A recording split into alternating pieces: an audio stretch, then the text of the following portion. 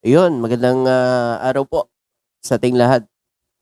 Ito mga kababayan, anong masasabi nyo dito sa mga katanungan ho ni Senador Amy Marcos sa isinalang na witness ng dating COA auditor, mga kababayan. Ito, pakinggan natin. Misappropriation. Tama ba? For personal use. Based on the joint circular po, meron po. Oo, tama. Pagkatapos nun, tinitingnan ko yung joint circular at maliwanag that presumption for misappropriation arises against the accountable officer. Di ba? Yes. Against the accountable officer. Sino ang accountable officer? Maliwanag naman yung joint circular. Sa 3.1, sabi, yung officer whose duties permit or require possession of government funds. Hindi ba? Based on the joint circular po, may ganyang provision. Oo. So yung SDO talaga, yung Special Disbursing Officer has the possession, the custody. Tama yun, di ba? Tingnan mo. Diba? Kita niyo yung tanong, mga ka-clear. Tinatanggal niya, sa tanong niya, iniiwas niya si VP Sara sa responsibilidad.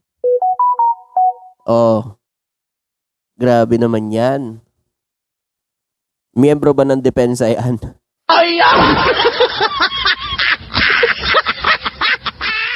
Kung sa bagay, kapatid niya nga, sinisira niya para lang ipagtanggol yan eh.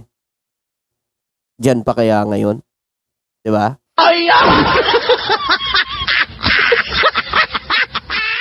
Oh. So mga kababayan, nililihis o gusto niyang ilihis ang usapan na si BP Sara, mga kababayan, ay walang kasalanan. O yung mga tauhan niya lang. So gagalaw ba yan yung tauhan kung walang mando ng boss?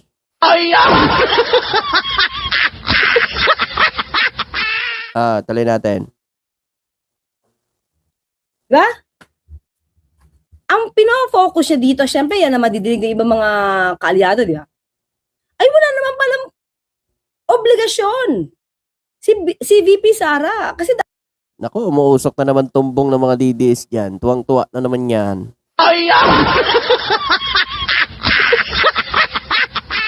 Yan na naman pa ipakalat nila sa social media na wala na naman daw kasalanan ng BP, mga kababayan. Pero ang tanong, gagalaw ba yung na walang utos ng boss?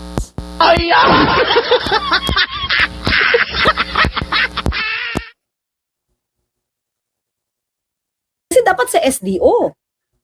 Kasi siya yung nag-i-encash eh. Sa kanya yung cheque. Diba? Nandun naman yan sa ano, mga clear eh. Nasa joint circular 2015-01. Okay? Admitted naman yan. Okay? Pero mga ka-clear, si SDO, under yan ng head of agency. Sino ang head of agency? Si VP Sara. O, 'di ba? Ngayon mga kababayan, gagalaw ba yung mga yan kung walang declare o walang utos? Tsaka, 'di ba ho mga kababayan, hindi man lang nga natin narinig na itinanggi, no, ni VP Sara Duterte at itinuro etong mga tauhan niya na ito daw ang may kasalanan. Mga kababayan, 'di ba? Hindi natin narinig. Pero ngayon narinig na natin kay Senador Amy.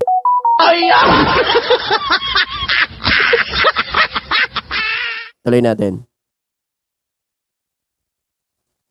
Diba? Kasi kung ang tinutumbok dito ni Senator Amy, dapat inaaral natin ito mga clear. Kung ang tinutumbok dito ni Senator Amy sa kanyang mga tanong ay para iligaw ang isip ng mga nanunood. Tumpak mo, si Claire. Ganon talaga yan.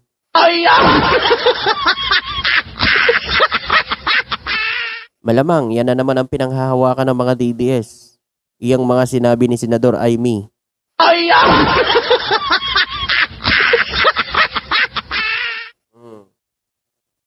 Na walang responsibilidad si Vice Presidente. Hindi po yan. Totoo. Ha? Itong si Amy Duterte, ay, mga sinasabi wala kwenta. Aba, dapat daw, sina Acosta at Fajardo ang dapat managot. Yun na nga eh. Yun na nga, Lagila, Yanisulan. Ha? Yun yung gusto niyang iparating sa mga nakikinig. Tandaan niyo to. Tandaan niyo to ha. Ang tagal ng issue nitong confidential funds, right? 2024? Di ba?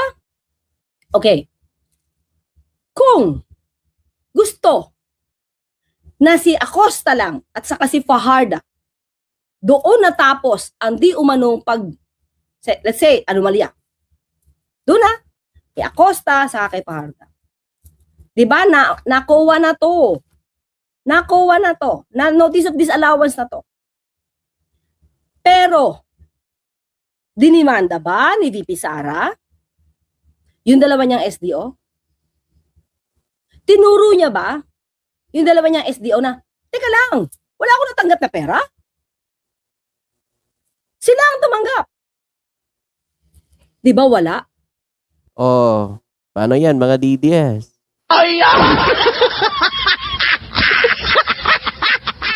Wala naman talaga eh. Hindi naman itinatanggi. 'Di ba? Siyempre tauhan niya yan eh. 'Di ba?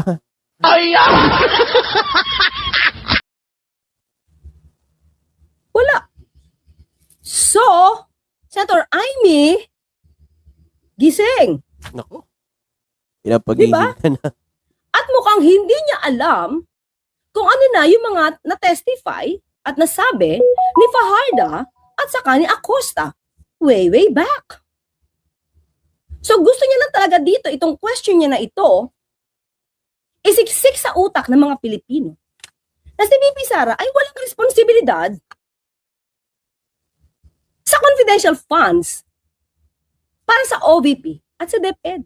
Ha? Tingnan natin. Yes po. O kung ganon, if the presumption na personal use ayon sa 8.3 ng Joint Circular, failure of the accountable officer to liquidate any public funds is tantamount na nga to that presumption. Hindi Yes, po ba? Yes. So, ang tanong dito, sino ang accountable officer dito sa Tingnan mo, ha? Mga klira, ang gusto niyong tumbukin dito, ang may obligasyon na mag-account nito, hindi si VP Sara, hindi sino man, kundi yung SDO. Totoo naman yun mga kaklir. Ang dapat na nagkukompleto ng mga resibo, voucher, lahat, nakaipon yan kay SDO. And at the same time mga kaklir, lahat ng ginastos dapat meron ding pirma ng accountant. Assign dyan sa kanila. Okay? Pero natatandaan niyo ba doon sa hearing sa House of Representatives, lahat ng mga tao ni VP Sara, lahat nag-deny na may alam. Lahat. Pati yung certified accountant nila, lahat. Wala na sila naging alam. So, ang nagsalita na lang doon mga kaklir ay si Acosta. Saka si